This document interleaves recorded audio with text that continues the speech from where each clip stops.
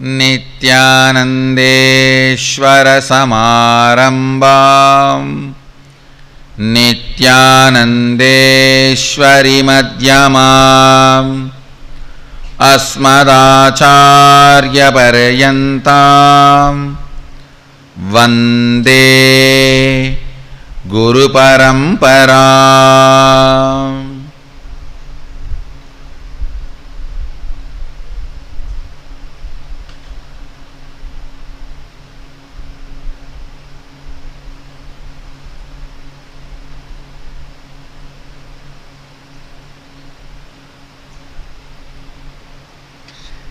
I welcome all of you with my love and respects. I welcome all the devotees, disciples, samajis, satsangis, Shrimahans, Mahans, Kotaris, Tanidar, everyone sitting with us all over the world through Nithyananda TV, Facebook Live, YouTube Live, two-way video conferencing, having Nayana Diksha. I welcome all of you with my love and respects. I'll answer some more questions on the sacred, secret science of third eye awakening.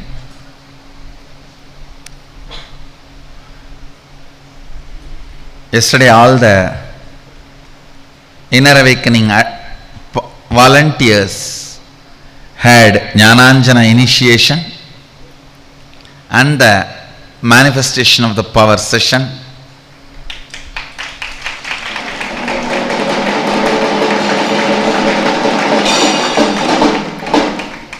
Today they will again continue to have more sessions and more process.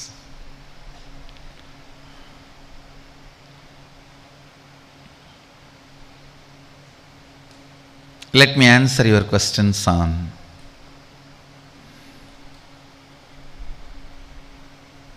third eye.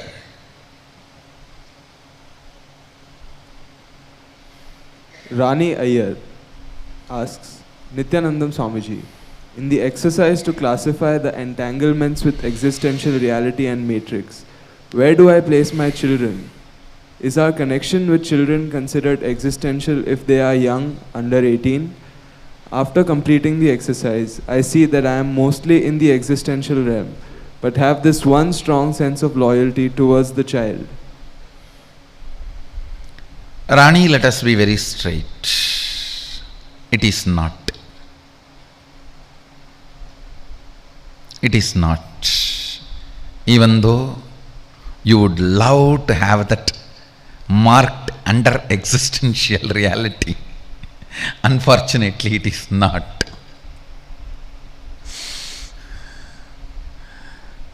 Surely when you give birth, you have certain responsibilities towards it, because the human child is the most vulnerable. No other baby, no other animal's baby needs so much attention. If a calf gives birth, if a cow gives birth to a calf, the calf may need maximum a week attention. Any other animals, species, if you see, the babies don't need so much attention, but unfortunately the human beings till the age of 7, physical, physiological, psychological, till the age of 14, physical and physiological,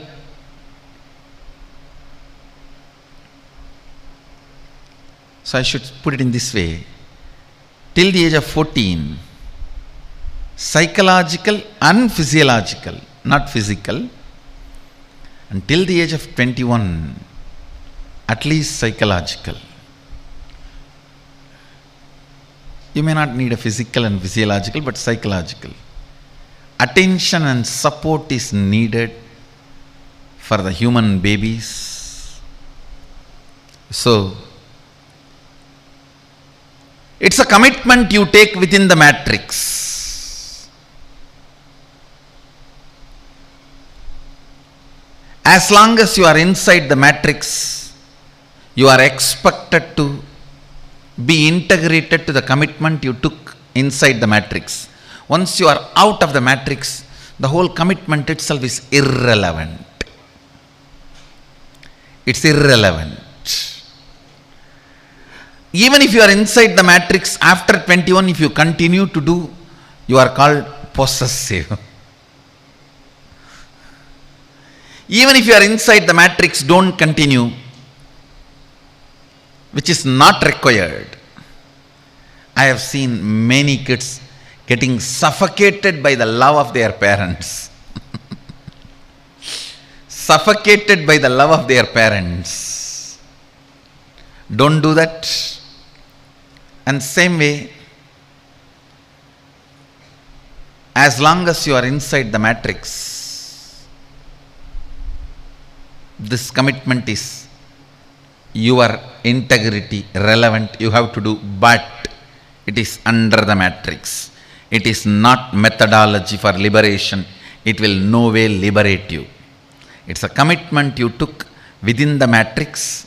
You have to play it to maintain your integrity because you gave birth.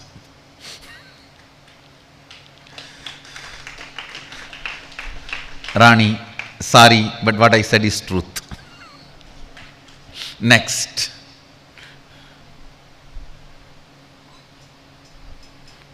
Sri Nityam Mangalatmananda from Bengaluru Adinam asks, is listening to the celestial sound Om related to the higher dimensions, or is it also possible we have a third ear whose activation can give us this kind of experience?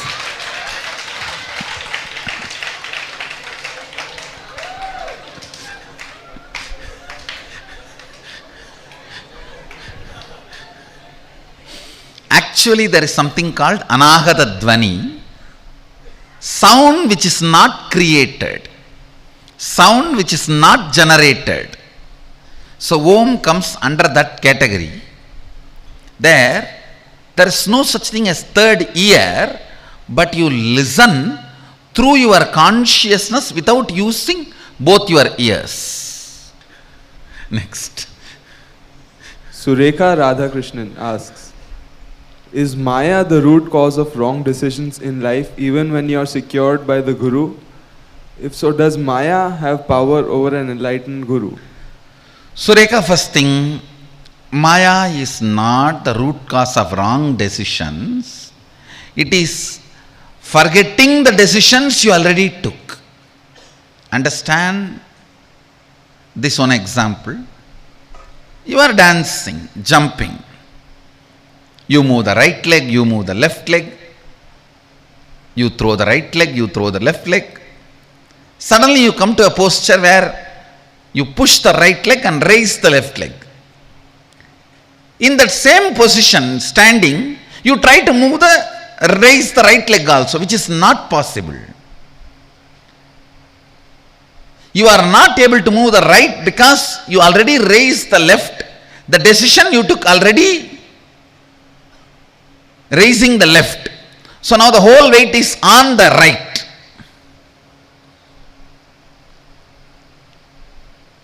You are not able to raise the right because of the decisions which you already took. If you call that as a wrong decision, I will not agree. I will only call this as a forgetting the earlier decisions you made.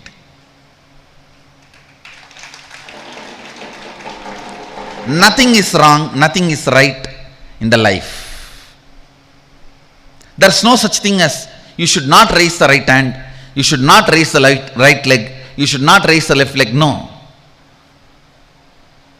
You are not able to move the right leg and you call that as, oh, I am in bondage. Just 2 minutes before I raised the same leg, now I am not able to raise. I am trying. And you sit and try even to pull your leg, and the whole beauty of the dance is lost. Understand, forgetting the earlier decisions you took and calling them as wrong because you feel certain suffocation, certain amount of a choicelessness where you can't make choice. It is not because of your past wrong decisions. The choicelessness is because of the choices you took. If you know because of the choices you took you are in choicelessness, you can just put the left leg and raise the right leg, that's all. Or you can relax both the legs and just jump, raise both the legs, that's all.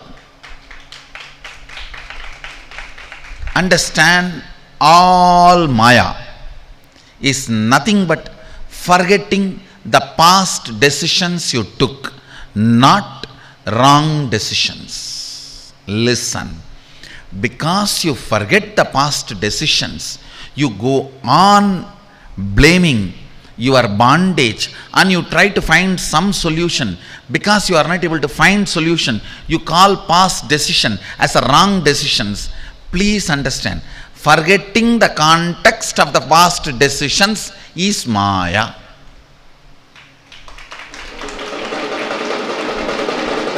And you have a next question, Sureka Radhakrishnan. Is Maya the root cause of wrong decisions in life? Even when you are secured by the Guru, first thing be very clear. Guru always secures you. Do you procure Guru?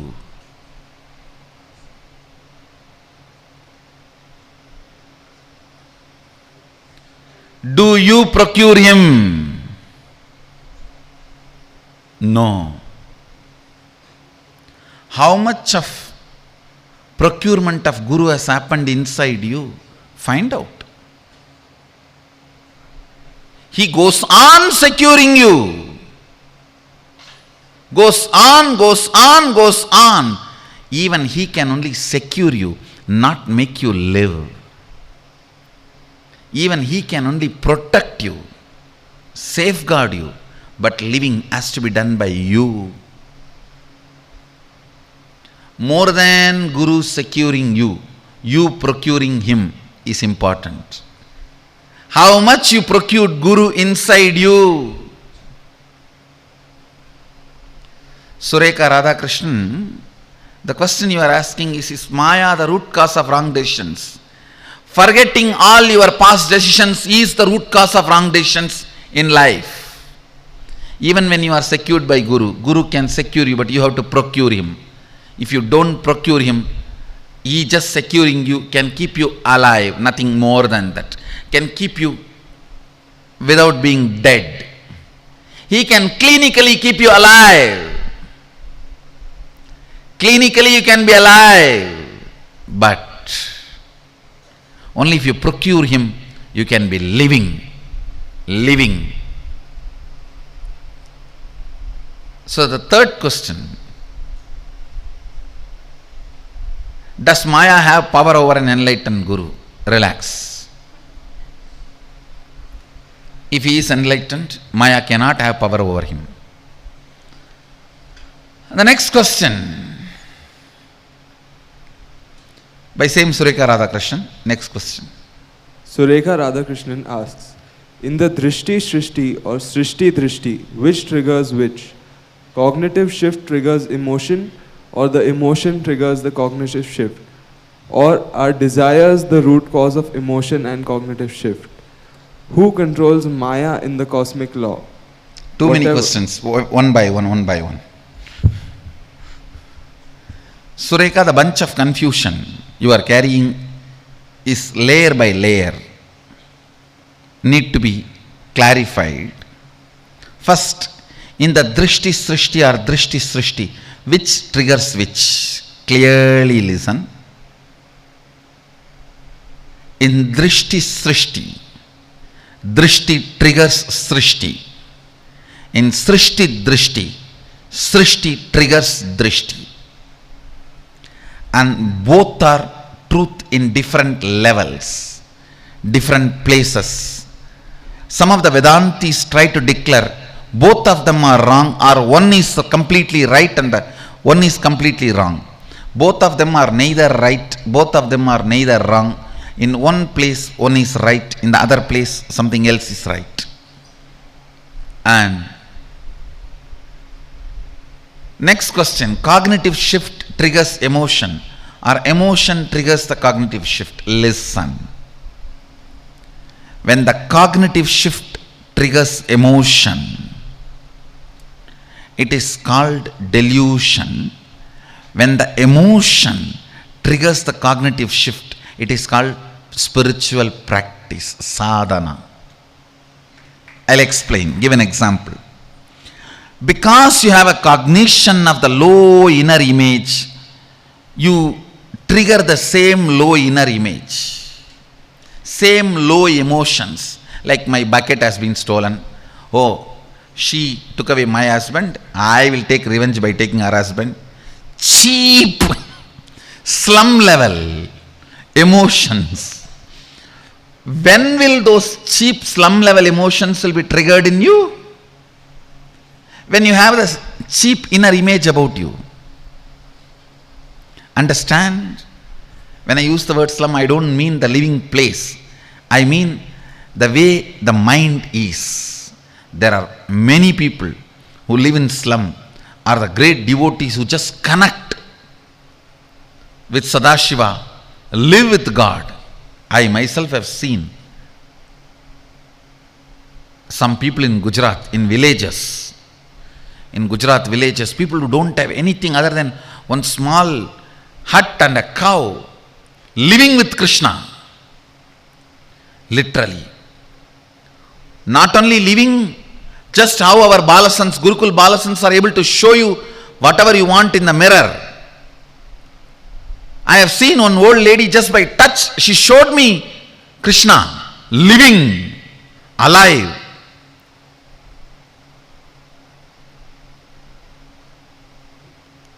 I actually wanted to go back to that village and collect details about her and record it in my autobiography.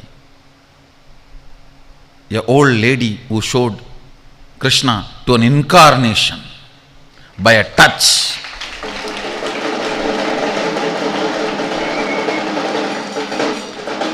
So slum is not the place, it is a space. Listen.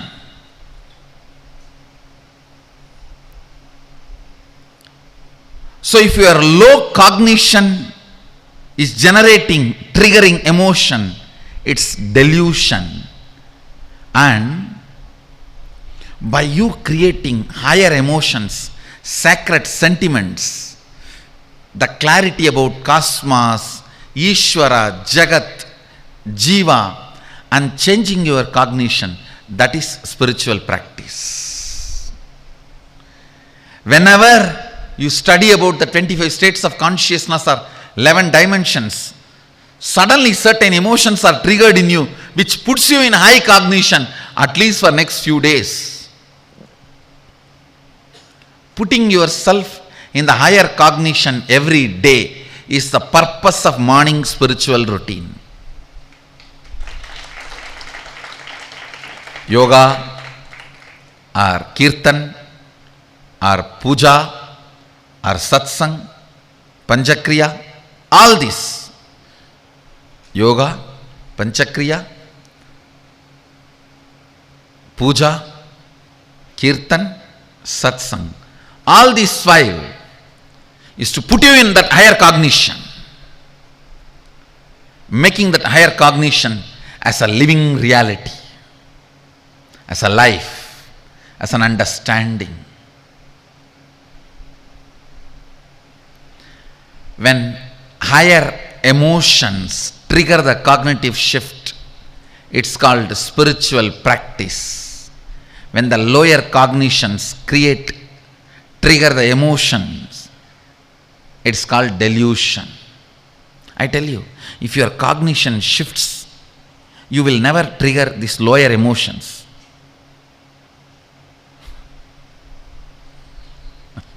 I've really seen People going and biting the dog back because it has bitten them. Biting the dog back is not going to heal you. You are going to get into deeper diseases, more problems. Biting the snake back is going to get you out of the poison. Biting the scorpion back is going to get you out of the problem. Fighting the wife back is going to get you out of the problem.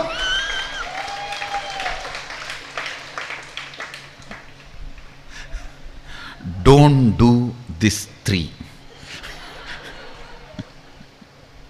Don't do these three.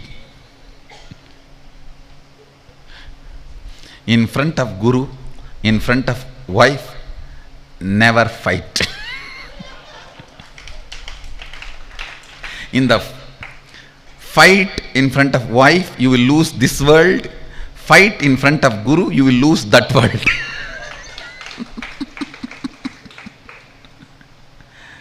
But never have the delusion you are going to win in any one of this fight.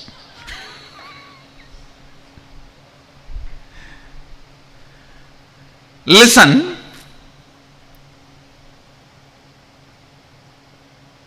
There are many things.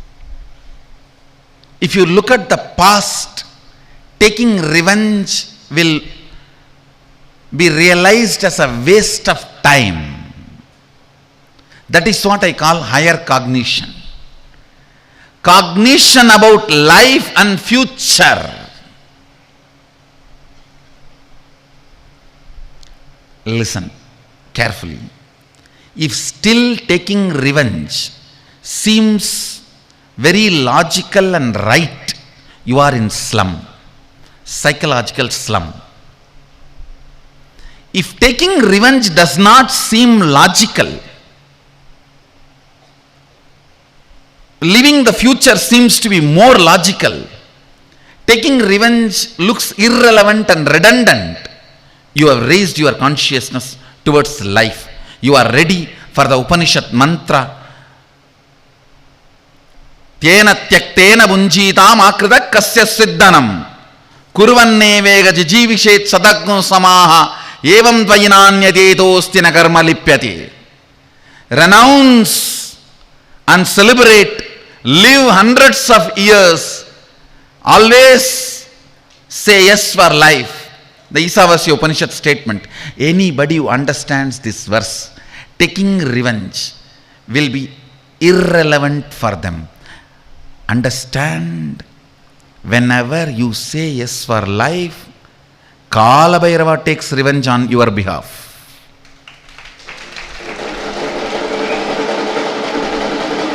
Because when you say yes for life, you become Sadashiva. Now the Kala Chakra, the time shaft, the Kala Chakra, the time shaft has to take revenge on the people who are trying to harm you, tried to harm you. Understand, in your cognition, whenever taking revenge becomes irrelevant, redundant, and your cognition does not trigger the emotions of taking revenge and violence, because you are looking about the future, you are not bothered about the past, it is already redundant, irrelevant, you are Sadashiva.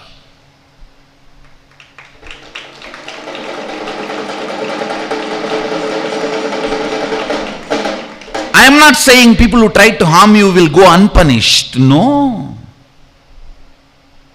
They will actually be crushed by Kala Bhairava, which even you cannot do, even if you take revenge. The best revenge is making the mentality of the revenge redundant for you, irrelevant for you.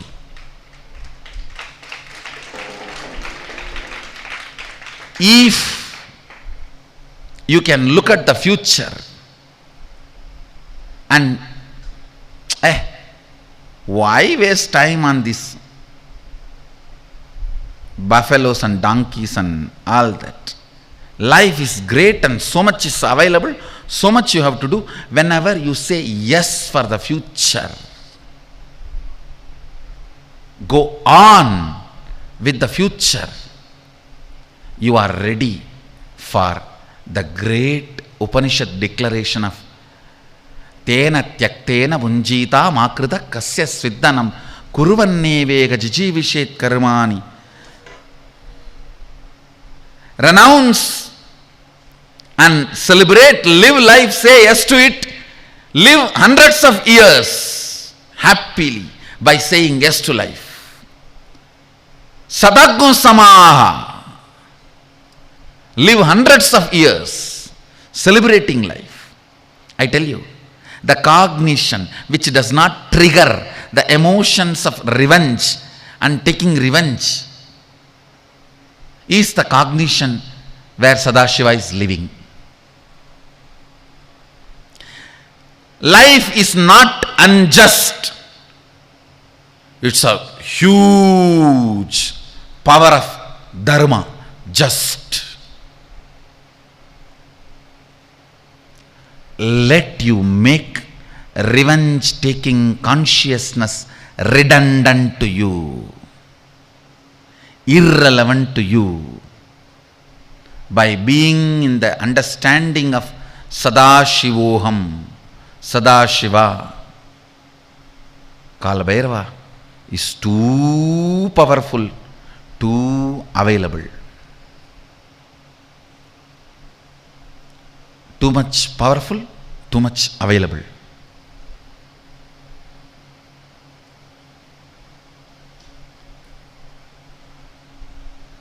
Let conscious invoking of the higher emotions change cognitive shift in you, not the cognitive shift triggering lower emotions in you. Next part of the question: whatever is present now is past as every minute. Oh, there is one more part. Who controls the Maya in the cosmic law? Sureka Radhakrishnan, this question does not fall under the sacred secret science. It falls under sacred secret sweet science. It's a classified document. It's a classified information. Only when you become an insider it can be available to you. Who controls the Maya in the cosmic law? I can give you a rough answer. You try to understand. You. Sureka Radhakrishnan. You control the Maya in the cosmic law. Understand. At least try to understand. Whatever is present now is past as every minute the time moves.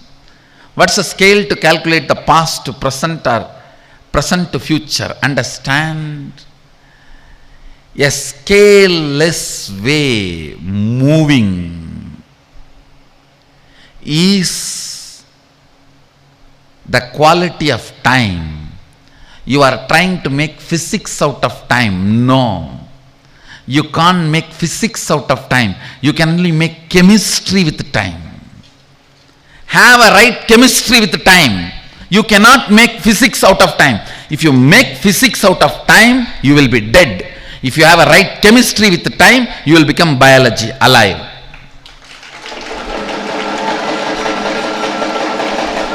Right chemistry with time will make you biology, living, alive. Trying to make physics out of time will make you dead. There are two museums. Dead museum, where the antiques are kept. Living museum, where the traditions are lived.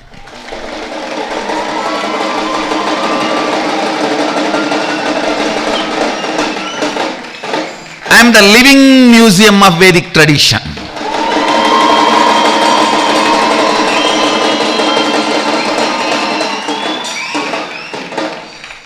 I am the living museum of Vedic tradition. Actually, very soon, people can walk in to our campus, literally see and taste all the 460 powers Sadashiva explains in Agama. Taste what is called living museum.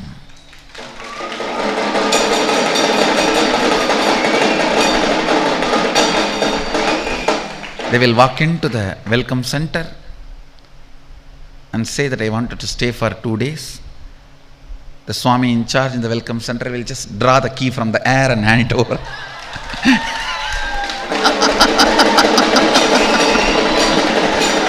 Please go to your room.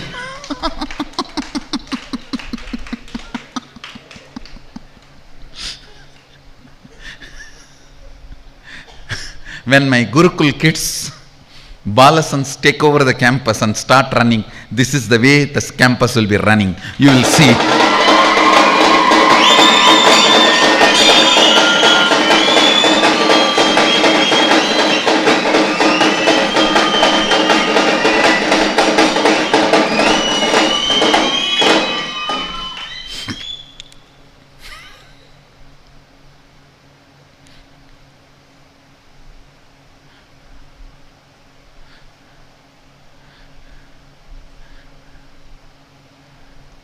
This is the way the conversations will be.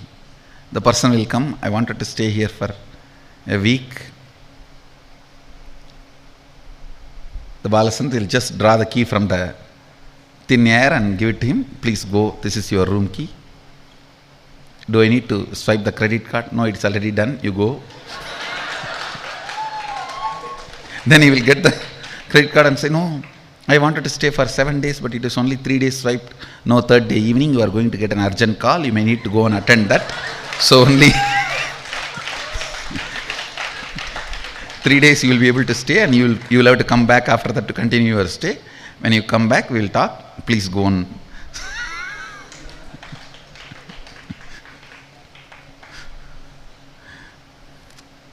I am the living museum of Vedic tradition.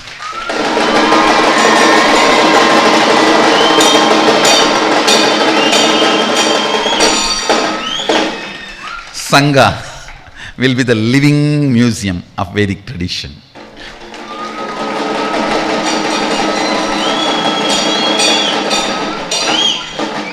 Do not make physics out of time.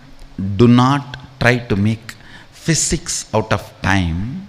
Have right chemistry with the time. You will become living biology.